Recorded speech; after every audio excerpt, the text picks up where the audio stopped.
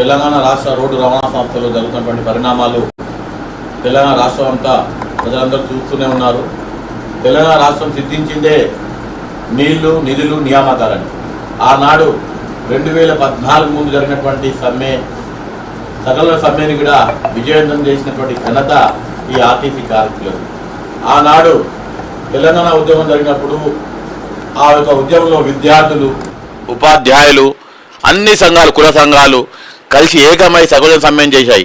ఆ సమ్మెలో అగ్రభాగాన నిలిచినటువంటి చరిత్ర మా ఆర్టీసీ కార్మికుల చరిత్ర.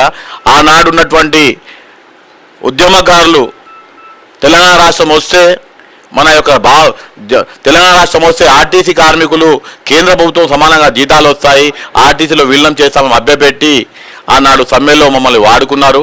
ఆ తర్వాత సమ్మె అయిపోయిన తర్వాత కొత్త రాష్ట్రం ఏర్పడింది. కొత్త రాష్ట్రం ఏర్పడిన తర్వాత ఆర్టీసీ కార్మికులు మర్చిపోయారు. అలాంటి తరుణంలో మొట్టమొదటి ఏర్పడినటువంటి బీఆర్ఎస్ ప్రభుత్వము 5 సంవత్సరాల పాలన చేసినప్పటికీ ఆ యొక్క ఇచ్చినటువంటి హామీని అమలు చేయమని చెప్పేసి బీఆర్ఎస్ ప్రభుత్వంలో కూడా దాదాపు 52 రోజులు సమ్మెను చేసి, విరోచిత సమ్మె చేసి చరిత్ర సృష్టించినటువంటి ఘనత ఈ ఆర్టీసీ కార్మికుల ఘనత. ఆ యొక్క సమ్మెలో దాదాపు 34 మంది మా ఆర్టీసీ కార్మికులు ఏకైక ఆకాంక్ష ఆర్టీసీని ప్రభుత్వం విలీనం చేయాలి, విలీనం చేసే మా కుటుంబాలు బాగుపడతాయి, మా యొక్క ఉద్యోగానికి భద్రత వస్తుందని చెప్పేసి దాదాపు 34 మంది ఆర్టీసీ కార్మికులు నేల కొరిగినటువంటి సందర్భంలో కూడా చలించినటువంటి ప్రభుత్వానికి ఏ గతి పట్టిందో యావత్ ప్రజలకు తెలుసు. ఆనాడు ఎన్నికలు ఉండవు, యూనియన్లు ఉండవు, ఏం చేస్తారు చేసుకొని ప్రభుత్వం విలీనం చేయనటువంటి ఒంటెత్తు పోగొడపోయినటువంటి అపార చాణక్యుడు, తెలంగాణ ఉద్యమకారుడు, తెలంగాణ తెచ్చినటువంటి జాతిపిత అన్నటువంటి కేసీఆరే ఒక అడుగు వెనక్కి వేసి 2వ దఫా ఎన్నికలకు వెళ్లే ముందు అసెంబ్లీలో బిల్లుని పాస్ చేసి గవర్నర్ దగ్గర పంపడం జరిగింది. గవర్నర్ గారి దగ్గర గెజిట్ విడుదలైంది. 90% విలీన ప్రక్రియ పూర్తి అయింది. కేవలం 10% విలీన ప్రక్రియ కావాల్సిన సందర్భంలో ఎలక్షన్ కోడ్లు వచ్చాయనేటువంటి ఒక సాగుతోని ప్రక్రియను పూర్తి చేయలేదు.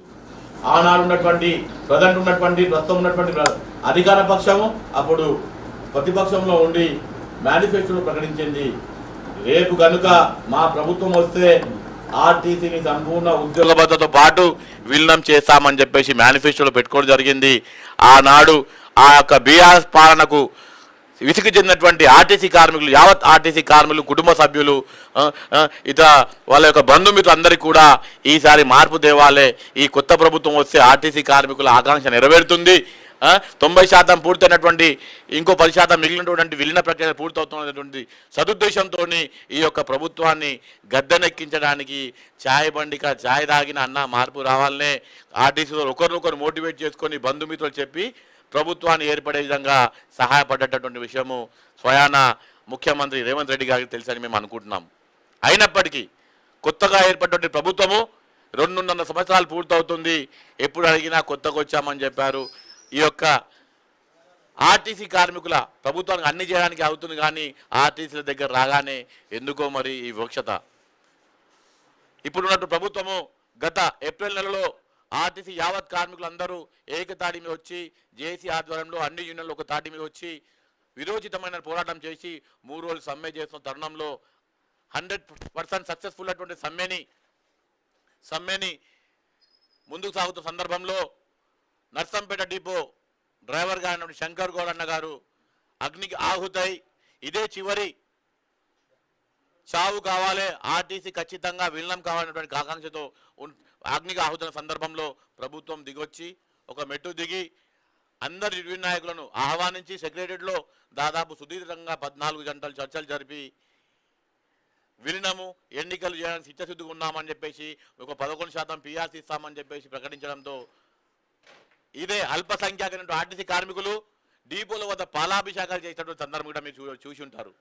అయినప్పటికీ యూటర్న్ తీసుకొని స్వయాన ట్రాన్స్పోర్ట్ మినిస్టర్ గారు ఎన్నికలు ముందు పెడతాము, విలీనం తర్వాత అని చెప్పేసి మాట మార్చడంతో యావత్ ఆర్టీసీ కార్మికులు అందరూ కూడా కోపరేతానికి గురై యూనియన్ నాయకుల మీద దండెత్తే విధంగా కూడా తయారయ్యారు.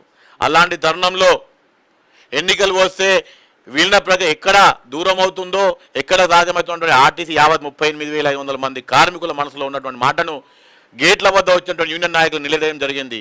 ఆ తరుణంలో మేడే రోజున స్వయాన రాష్ట్ర ముఖ్యమంత్రి గారు యనమల నరేంద్ర రెడ్డి గారు వారి యొక్క అందరు యూనియన్ నాయకులు ఇంటికి పిలుచుకొని మీకు విలీనం కావాలా లేక ఎన్నికలు కావాలన్నా స్పష్టంగా లిఖితపూర్వకంగా రాసి ఇవ్వండి అని చెప్పిన తరుణంలో యావత్ ఆర్టీసీలో ఉన్నటువంటి రిజిస్టర్డ్ అన్రిజిస్టర్డ్ అన్ని యూనియన్లు మాకు విలీనమే ముందు కావాలని చెప్పి మా యొక్క మేనేజింగ్ డైరెక్టర్ గారికి లిఖితపూర్వకం రాసి ఇచ్చారు. అయినప్పటికీ ఏదో మాట మేడే అయిపోయింది, జూన్ వస్తుంది, జూన్ 25 తారీఖు, దాదాపు నెల 45 రోజులు అవుతుంది. అయినా దీని మీద చిత్తశుద్ధి లేదు, ప్రభుత్వం కాలయాపన చేస్తున్న స్పష్టంగా మాకు అర్థమైంది. కాబట్టే ఒక 5 రోజుల క్రితమే బహుజన వర్కర్స్ యూనియన్ తెలంగాణ రాజ్యాధికార పార్టీ వ్యవస్థాపక అధ్యక్షులు తీర్మాన్ మల్లన్న గారి ఆధ్వర్యంలో బహుజన వర్కర్స్ని అటాచ్ చేసి మరో ఉద్యమాన్ని తేవాలన్నటువంటి సదుద్దేశంతో కార్మికుల ఆకాంక్ష ఏదైతే ఉందో కేవలం ఏకైక డిమాండ్ ఆర్టీసీ మాకు ఎన్నికలు అవసరం లేదు, బహుజన వర్కర్స్ యూనియన్ ఎన్నికల కొరకు రాలేదు, 38,500 మంది ఆర్టీసీ కార్మికుల ఆకాంక్షను శిరసావహిస్తూ తీర్మాన్ మల్లన్న గారి ఆధ్వర్యంలో ఏకైక ఎజెండా విలీనం ముందు జరగాలన్నటువంటి ఎజెండా ముందుకు వచ్చింది. ఆ తరుణంలో మా సహచర యూనియన్ జాతీయ మజ్దూర్ యూనియన్ తెలంగాణ జాతీయ మజ్దూర్ యూనియన్ సహచరులు హనుమంత్ గారు నిన్న ఆమాన్యరాధ చేపడితే వారి సంఘీభావంగా మేము కూడా ప్రకటించుకోవడం జరిగింది. అయినప్పటికీ బహుజన వర్కర్స్ యూనియన్ ఆధ్వర్యంలో ఈ యొక్క విలీన ప్రక్రియ పూర్తి అవుతుందన్నట్టు ఆశాభావం మాలో ఉన్నది. కార్మికులందరూ ఇప్పుడున్న సిచ్యువేషన్లో ఎవరు నమ్మబలుకోలేదు.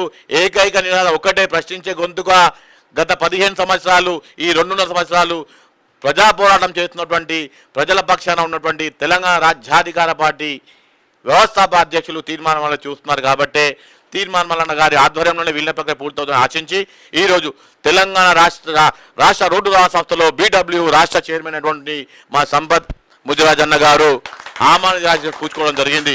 ఇదేదో ఎవరో మెప్పు కోసమో ఏదో రాజకీయ పార్టీ లబ్ధి కోసమో కాదు, యావత్ ఆర్టీసీ కార్మికుల ఆకాంక్ష మేరకు మాత్రమే ఈరోజు సంపదన్న గారు ఆమాన్య చెప్పడం జరిగింది. రాష్ట్ర నాయకునిగా రాష్ట్ర అధ్యక్షునిగా యావత్ ఆర్టీసీ కార్మికులు చెప్పేది అధైర్యపడకండి, శాంతియుత మార్గంలో మనం అహింసా మార్గంలో ముందుకు వెళ్తూ మన యొక్క చిరకాల ఏదైతే 10% అయితే మిగిలి ఉన్నదో ఆ ప్రక్రియ పూర్తి చేసుకునే రోజులు దగ్గరలో ఉన్నాయి. కాబట్టి అందరూ సమయంగా పాటించండి, ప్రభుత్వమే ఒత్తిడి చేసే విధంగా ముందుకు రావాలని కోరుకుంటూ ధన్యవాదములు. ఇప్పుడు